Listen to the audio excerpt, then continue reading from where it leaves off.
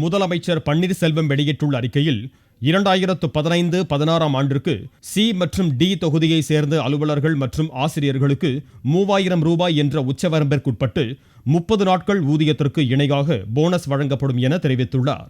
ஏ மற்றும் பி தொகுதியை சேர்ந்த அலுவலர்கள் மற்றும் ஆசிரியர்கள், சத்துணவு திட்ட பணியாளர்கள், அங்கன்வாடி பணியாளர்கள், ஒப்பந்த பணியாளர்கள் உள்ளிட்டோருக்கு 1000 ரூபாய் சிறப்பு போனஸ் வழங்கப்படும் என முதலமைச்சர் அறிவித்துள்ளார்.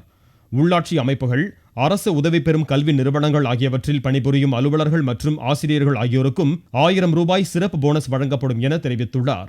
ஓய்வூதியம் மற்றும் குடும்ப ஓய்வூதியம் பெறுபவர்கள், முன்னாள் கிராம நிர்வாக அலுவலர்கள் ஆகியோருக்கு 500 ரூபாய் பொங்கல் பரிசாக வழங்கப்படும் என்றும், இதனால் அரசுக்கு 325 கோடியே 20 லட்சம் ரூபாய் செலவு ஏற்படும் என்றும் முதலமைச்சர் பன்னீர்செல்வம் வெளியிட்ட அறிக்கையில் குறிப்பிட்டிருக்கிறார்.